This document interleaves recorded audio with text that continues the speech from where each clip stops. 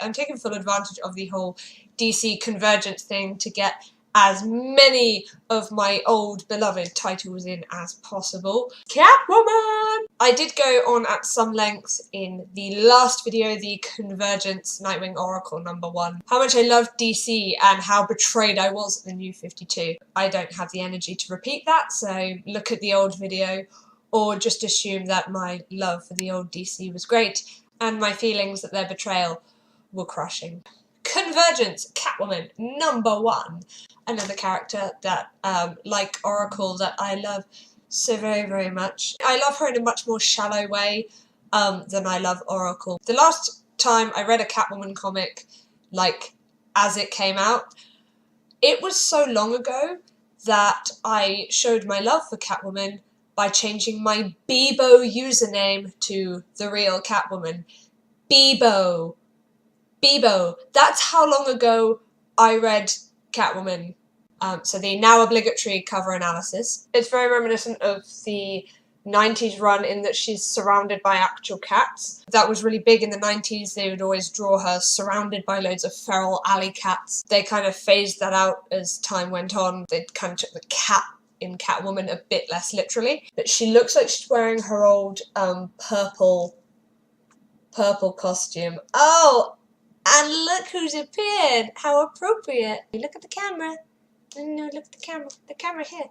No? Okay. You sit on Mommy's lap with me, Catwoman? Come on. Come on. Where's your good boy? There we go. Oh, cat butt. Cat butt. No one needs to see that. Oh, God. I'm so sorry. So, yeah, you can't quite tell because of the colours of the cover, but... but she looks like she's wearing the old purple outfit with the sort of the long boots, relatively flat heels, and the long gloves. It was such a good costume. I really liked it. I think that was possibly my favourite one, and not just because of the size of her breasts, but they were huge. They were like Power Girl huge. So let's start reading, and it's the old costume! I'm so happy! La la la la! This Convergence should be retitled the Laura Meyer Fan Service Arc. Thanks, DC. It's good to know you still love me. So there's a spoiled brat heiress and her $40 million diamond necklace with matching earrings. I've got to say, I don't think much of them. I mean, I know they're just a drawing, but they look a bit Claire's accessories. We still haven't seen the necklace. She doesn't appear to be actually wearing a necklace. I'm sure it's very beautiful under the dress. Not sure why you'd wear it under the dress, but I mean, they keep mentioning a necklace and they've not drawn her with a necklace. This is somewhat baffling to me. The issue title is Schrodinger's Cat. I'm surprised that hasn't been done before. I've not seen anything with Catwoman in called Schrodinger's Cat.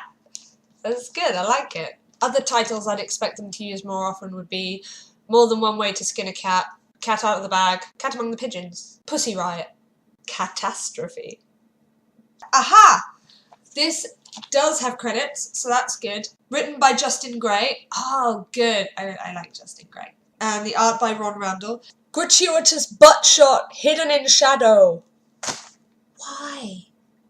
I admit I've never been the kind of girl who fights for anyone but herself. This is old school Chuck Dixon Catwoman. Suicide Slum is under her protection, a lot like the East End was/is. What's she doing now? There's a No Man's Land vibe. No Man's Land, of course, being the greatest Batman arc ever. The dome's gone up and it's gone through some buildings, so obviously those people are not going to be doing great. So again, the dome, I'm not quite sure what that is. I should probably be reading the Convergence main series to kind of clear that up. But honestly, the stories that I'm reading so far are interesting enough that I don't really care about the purpose of the dome. The fact that it is enough. Okay, well, it would appear that the superheroes disappeared overnight because the dome took their powers. So that's interesting. And Catwoman was in Metropolis at the time. She was stealing a necklace from the girl without a necklace. I always feel bad for, like, really nitpicking, but that seems like a basic thing to include.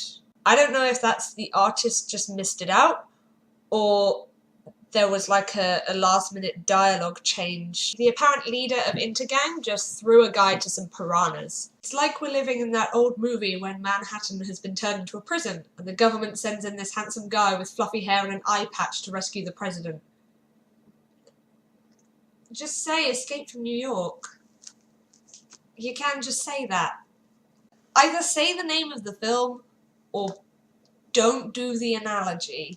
Okay, it's not really like that, but as far as comfortable analogies go, it works for me. Yeah, okay.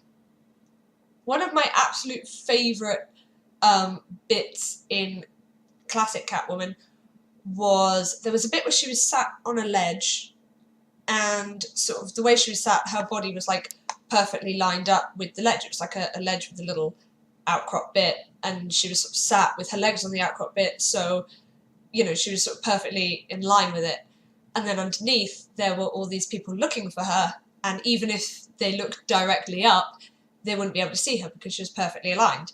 So I really like seeing how Catwoman kind of aligns herself with the architecture and becomes invisible. It's really interesting to see.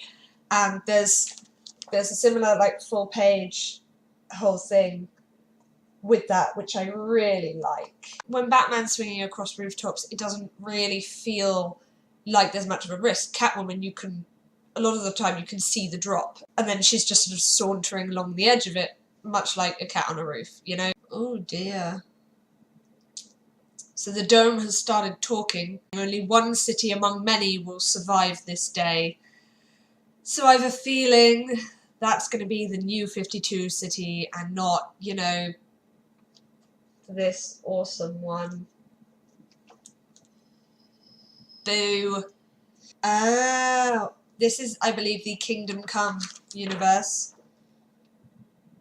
Pre-Zero Hour Metropolis. So that's why it's the 90s Catwoman as opposed to the noughties Ed Brubaker Catwoman. But yeah, look. So, Batman and Catwoman. Ah, it's so beautiful. I'm so happy. Just like with the Nightwing and Oracle, there's a little Catwoman, little sort of history of at the end. Catwoman's had a lot of various backstories over the years. My personal favourite one is the one where she became a prostitute / dominatrix. Fairly standard one, that her mum killed herself, her dad drank himself to death. She went to the Seagate School for Delinquent Girls, which was ridiculously abusive and awful, and then became a burglar. No prostitution required. It seemed a little exploitative, but I did like the prostitution angle. It seems like a very realistic thing for someone who ran away from an abusive home aged 13 to then go on and do. And I think it explains more why she has a more complex relationship with Batman. She's not used to having relationships where she's an equal. I mean, however you want to view prostitution and or Selina's involvement in it. The prostitute's either in a less equal position because her affection is dictated, or she's in a more equal position because she can demand money and certain things from the person that she's with. Justin Gray, his writing was a bit wordsy in places, but it did a really good job of emulating how Catwoman was back in what I consider her glory days. And Ron Randall did a similarly awesome job of capturing the essence of Catwoman visually. So, applause. Well done. Well done, guys. You made me very happy. And it was the purple costume.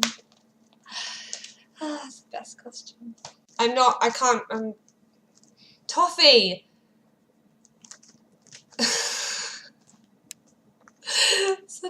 You make it really hard to concentrate, you know that?